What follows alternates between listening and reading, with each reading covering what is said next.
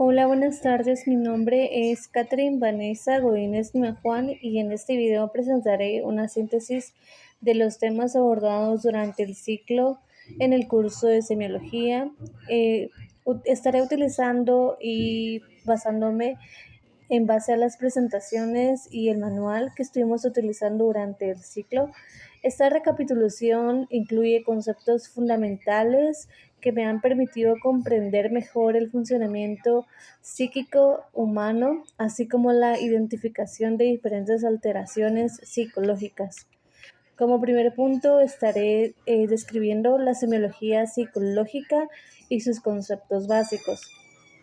La semiología psicológica es la disciplina que estudia los signos y síntomas del funcionamiento psíquico con el objetivo de identificar y describir alteraciones mentales.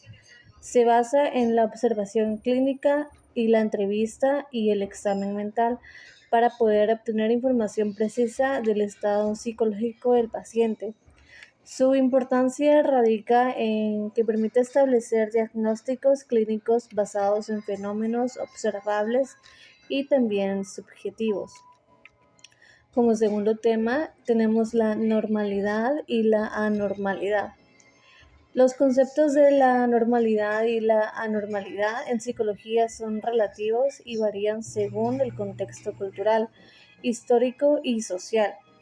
La normalidad puede entenderse desde varias perspectivas, como lo son la estadística, funcional, subjetiva y sociocultural. La anormalidad se refiere a conductas o procesos mentales que se desvían significativamente de lo considerado típico, causando malestar o también una disfunción. Como tercer tema tenemos la entrevista o el examen mental, también conocido. En la entrevista clínica es una herramienta fundamental en la evaluación psicológica que nos permite recolectar información sobre el estado mental del paciente mediante la conversación guiada. El examen mental evalúa aspectos como la apariencia, la conducta, el pensamiento, las emociones, la orientación, la memoria, también como la afectividad, el juicio, la percepción es clave para detectar signos clínicos de trastornos mentales o también de algún tratamiento que deba seguirse. Como la psicopatología de la conciencia, la atención y la orientación, podemos entender que las alteraciones más relevantes incluyen conciencia, que puede presentarse obnulación, somnolencia, estupor o coma.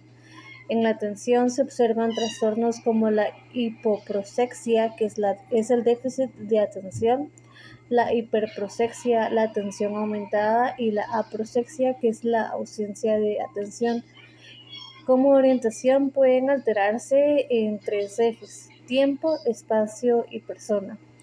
La desorientación total es común en cuadros orgánicos severos.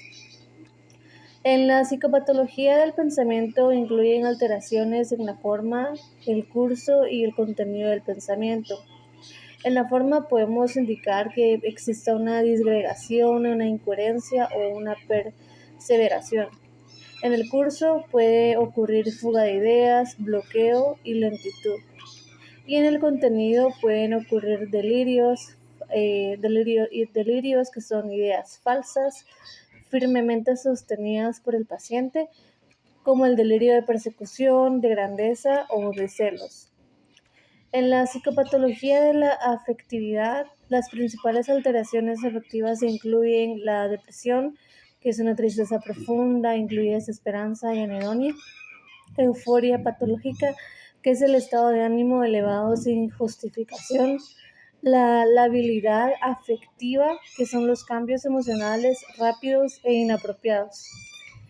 En el apatoafectividad existe una ausencia o reducción de la expresión emocional.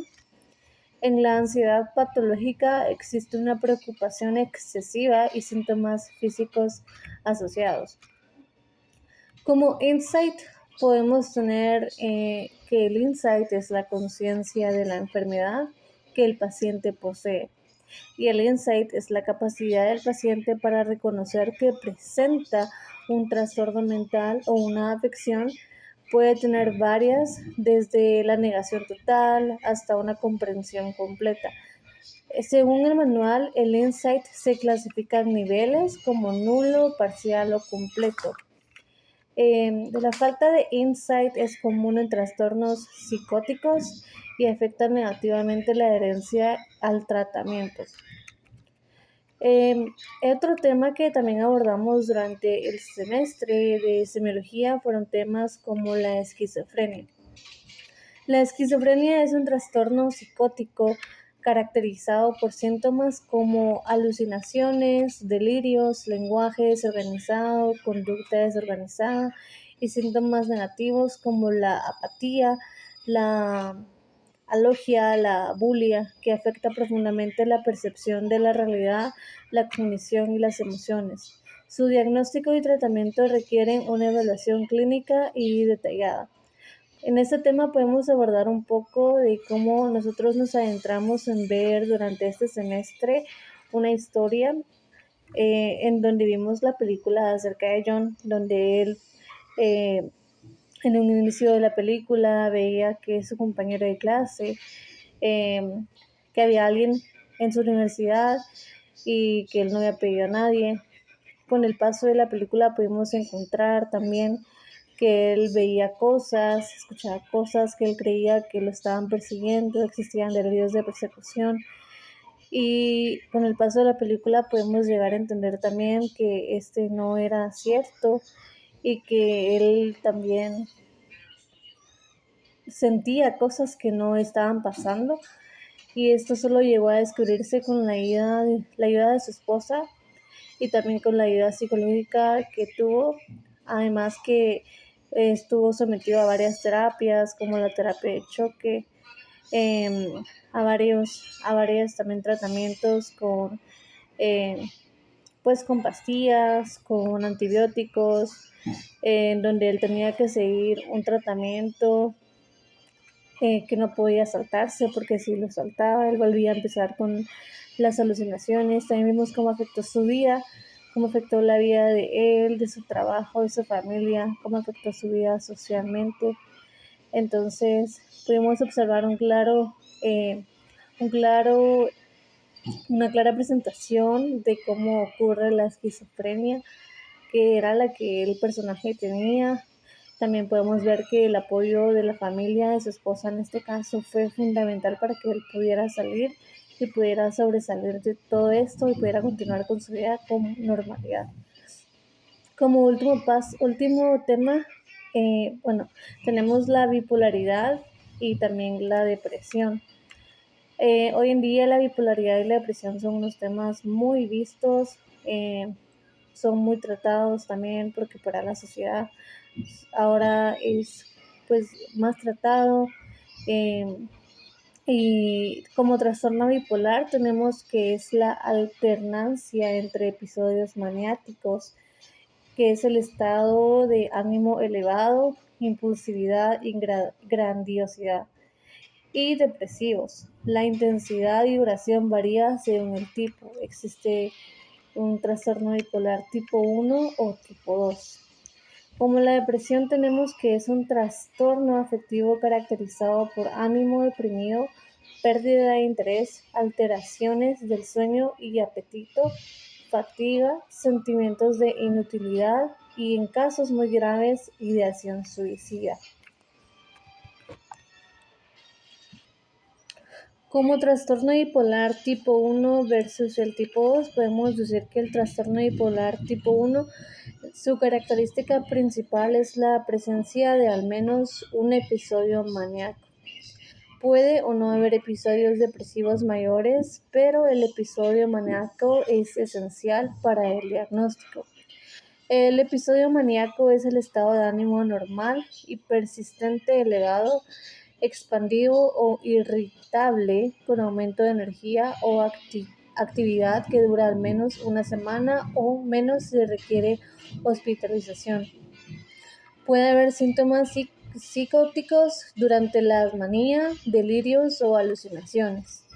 A menudo requiere hospitalización por los riesgos de conducta impulsiva o pérdida de juicio que ocurre en el paciente. El trastorno bipolar tipo 2 se caracteriza su característica principal, al menos en un episodio depresivo mayor y al menos en un episodio hipomaníaco. La hipomanía son síntomas similares a la manía, pero con menos intensidad, sin psicosis y no requiere hospitalización. Dura al menos 4 días. No hay episodios maníacos completos, pero es más difícil de diagnosticar porque el hipomaníaco puede parecer simplemente una mejoría o alta productividad. En conclusión, podemos decir que el trastorno bipolar 1 suele diagnosticarse más fácilmente por la manía evidente en el paciente y el trastorno bipolar tipo 2 a menudo se confunde con depresión mayor recurrente debido a la hipomanía sutil.